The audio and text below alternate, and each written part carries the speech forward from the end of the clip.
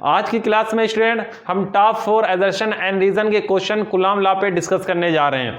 जैसा कि आपको पता होगा कि टर्म फर्स्ट का जो एग्जाम होने वाला है क्लास 12 का, वो नवंबर में होने वाला है और उसमें एमसीक्यू टाइप क्वेश्चन आएंगे जो कि असर्शन एंड रीजन के टाइप के होंगे। चलिए आज हम कूलॉम लॉ पे टॉप 4 असर्शन एंड रीजन के क्वेश्चन देखते हैं।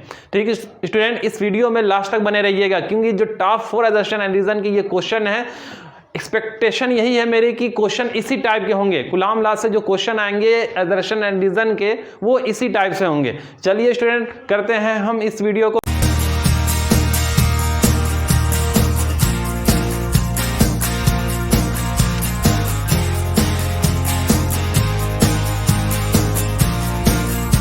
चलिए स्टूडेंट, ये रहा पहला क्वेश्चन। देखिए स्टूडेंट, असर्शन क्या कह रहा है? असर्शन कह रहा है the Coulomb's force is the dominating force in the universe. क्या स्टूडेंट असर्शन सही है?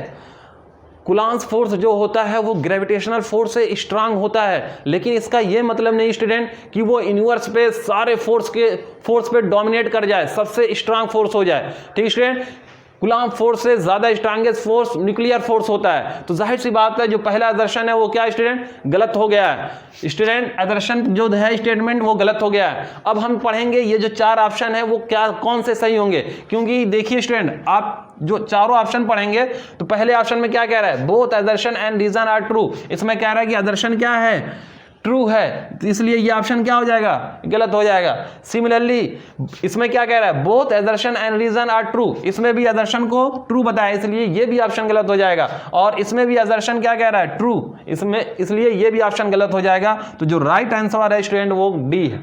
ठीक, चलिए अब हम देखते हैं दूसरा क्वेश्चन। स्टूडेंट ये रहा दूसरा क्वेश्चन असर्शन एंड रीजन का। असर्शन क्या कह रहा है? कह रहा है कि Coulomb's law in electrostatic holds for 2 point charges at rest.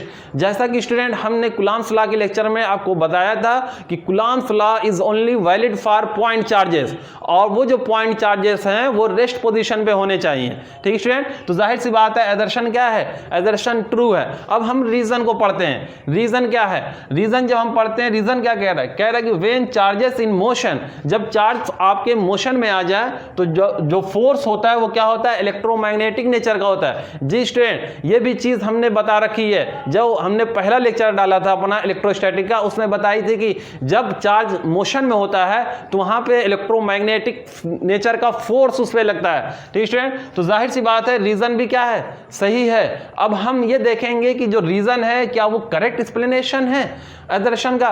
तो हम क्या करेंगे? हम असर्शन में क्या लगाएंगे? वाई खोजेंगे। क्यों कूलॉम्स लॉ सिर्फ रेस्ट चार्ज पे ही वैलिड होता है? रेस्ट चार्ज के लिए अगर चार्ज मोशन में है तो कूलॉम्स लॉ क्यों नहीं वैलिड होता? तो रीजन यही है कि अगर चार्ज मोशन में होगा तो वहां पे इलेक्ट्रिक फोर्स नहीं, वहां पे इलेक्ट्रोमैग्नेटिक फोर्स का जो नेचर होगा वो इलेक्ट्रोमैग्नेटिक हो जाएगा। ठीक स्टूडेंट, तो जाहिर सी बात है रीजन क्या है? Reason is the correct explanation of assertion. इसलिए जो पहला ऑप्शन है स्टूडेंट वो क्या है? यहाँ पे सही है। चलिए स्टूडेंट अब हम तीसरा क्वेश्चन देखते हैं। चलिए स्टूडेंट, ये रहा आपका तीसरा क्वेश्चन। तीसरे क्वेश्चन में जो असर्शन कह रहा है वो कह रहा है कि electric force is a central force. जैसा स्टूडेंट कूलॉम्स लॉ में हमने बताया था कि जो इलेक्ट्रिक फोर्स होता है वो सेंट्रल नेचर का होता है, जिससे आपका ये असर्शन क्या है?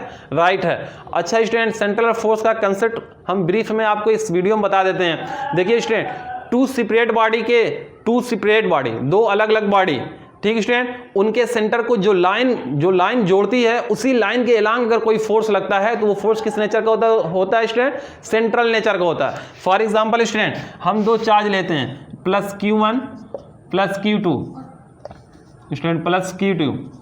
ठीक स्टूडेंट, इनके बीच में जो सेपरेशन है वो R है और उस सेपरेशन से एक लाइन गुजर रही है उनके सेंटर से, चार्ज के इन चार्ज के सेंटर से क्या गुजर रही है? एक लाइन गुजर रही है। तो जो स्टूडेंट जो इलेक्ट्रिक फोर्स लगेगा इन दो चार्ज के बीच में वो कैसा होगा? सेंट्रल फोर्स होगा। वो इसी लाइन के अलांग लगेगा। इलेक्ट्रिक फोर्स जो लगता है वो इसी लाइन के अलांग लगता है। ठीक स्टूडेंट, ये चीज हमने कूलॉम्स लॉ में आपको बताई थी।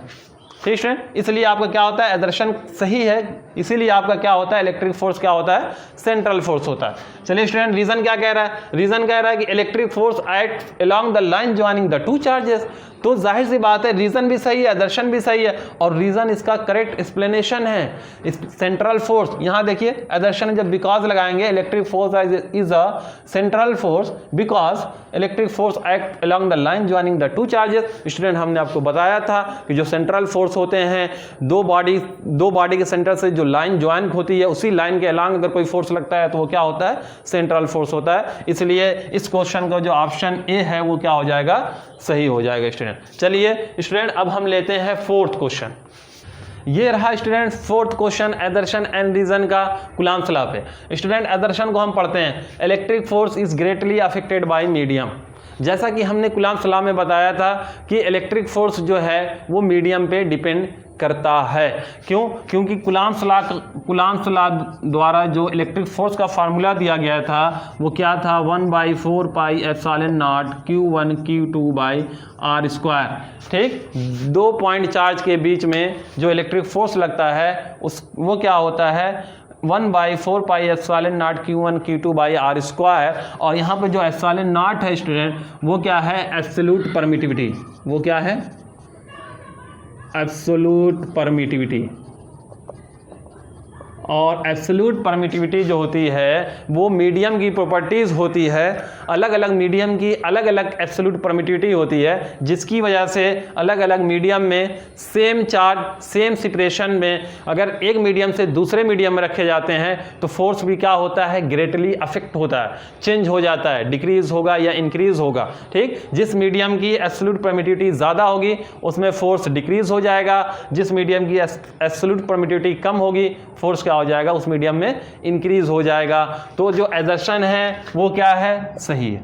एजर्शन क्या है, सही है। अब हम रीजन पढ़ते हैं। रीजन क्या रहा है, electric force independent with medium, जो कि स्टूडेंट रीजन क्या है, फॉल्स है। इलेक्ट्रिक फोर्स मीडियम पे डिपेंड करता है। तो यहाँ पे जो ऑप्शन सही होगा स्टूडेंट वो ये होगा कि assertion is true and reason is false. ठीक स्टूडेंट।